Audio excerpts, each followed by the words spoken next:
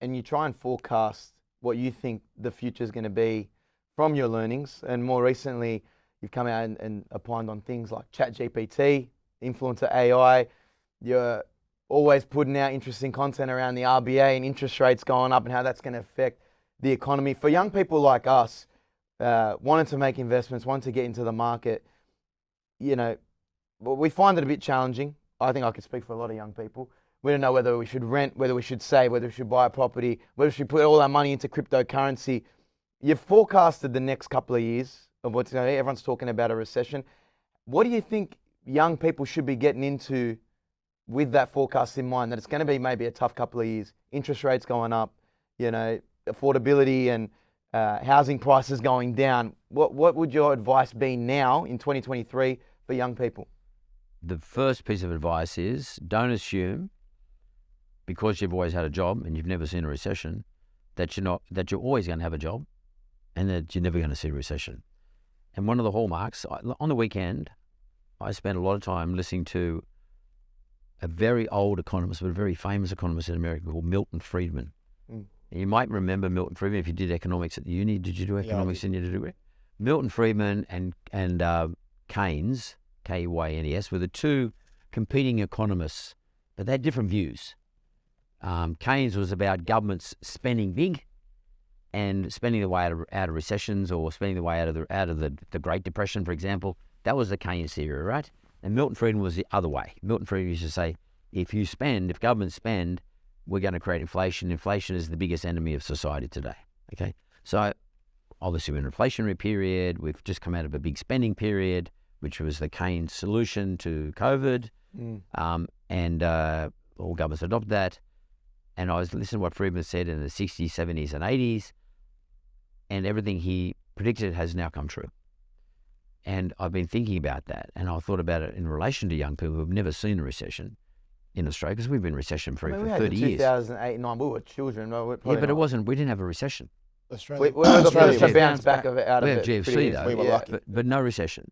We still haven't had a recession in Australia for 30 years. Like I think we're the only country who's had on year positive gross domestic GDP for the last 30 years. Netherlands was the record holder prior to us. Now Australia's the record holder. I think since 1990 we've had a constant GDP increase. Correct. Now, and of course recession means GDP negative, a couple of negative quarters, or let's say we get 4 negative quarters, but definitely 2. What Friedman was predicting is that with every recession, expect an increase in unemployment. So to answer your question, John, I would say to anyone out there, protect your job. Don't make the assumption that your job is safe, which is the assumption they all make.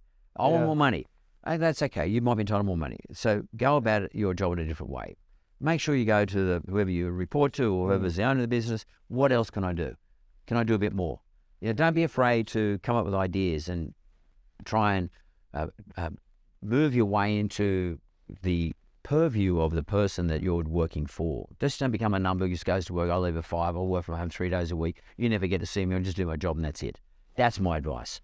Well, as a person who's got a lot of experience in business, there's a side hustle culture nowadays, especially among young demographic, whereas you have your full-time job, but you want to be an entrepreneur and you're doing something on the side, whether it's drop shipping or coming up with your own business.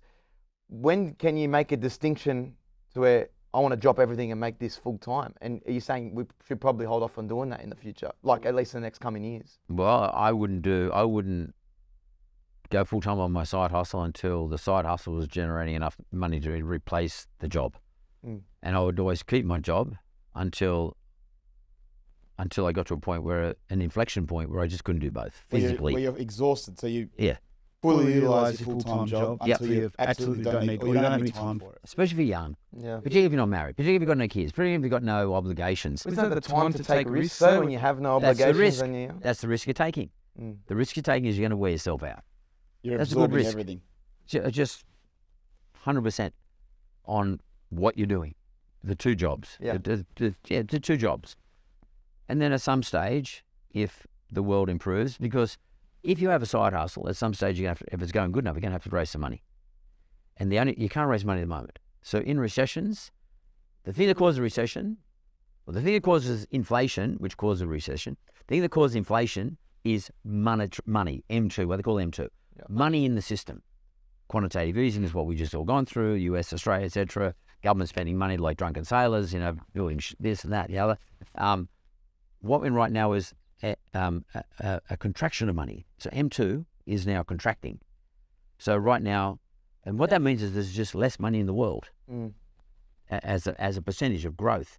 So therefore, if you're trying out there, you've got a side hustle, you're trying to drag money for investors are going to say, not interested, boys, because I can put my money in the bank and earn 5%. That's no good so investors are going to move away.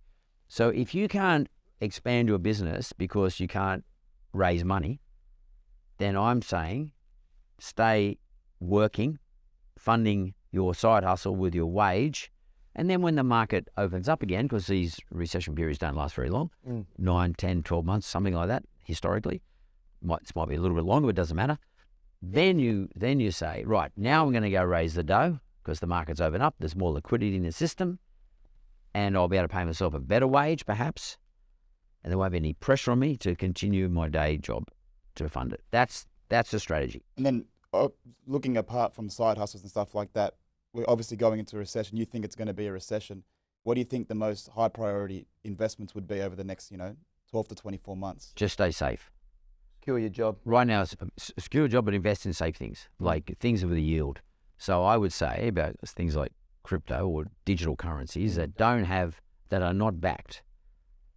Anything that's not regulated, to me, run. If it's not backed by any assets, so if you're buying crypto, maybe if it's backed by the US dollar or if it's backed by bullion or something along those lines, maybe that's something worth investing in.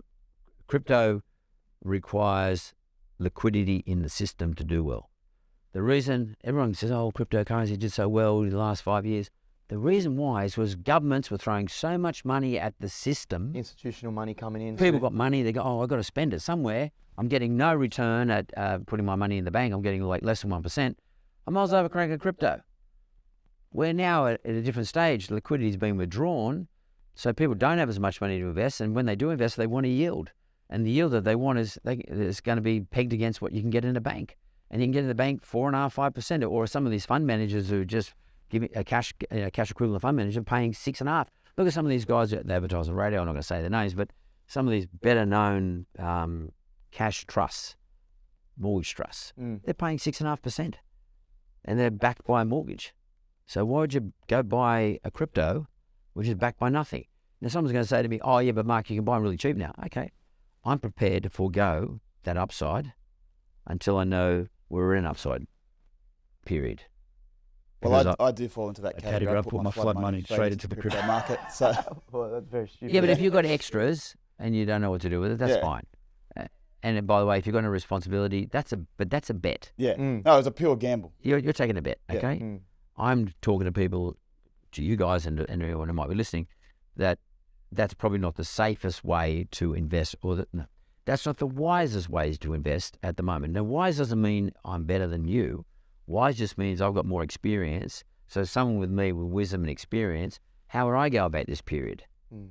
But that doesn't mean it's a better outcome than you're going to do, because you buy cheap, and if you can afford to hang on there, hopefully it'll kick and you'll make money. You're not forecasting the future. You're just preparing for what the best case, or not the best or worst case scenario really is, how to handle your money. I'm just saying, what does experience and data tell me is the optimal way to invest, not the best way. There's a big difference.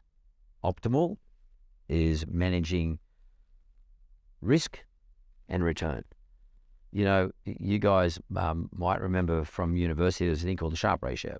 And the Sharpe ratio is relative to risk, what gives you the best return. So if you want 100% risk, then that might mean invest in crypto or some other weird thing. But if you're a person who says, no, look, I just want 8% risk, then you would go invest the way I'm talking about. So I'm sort of applying a Sharpe ratio style of investing. That's what I'm saying.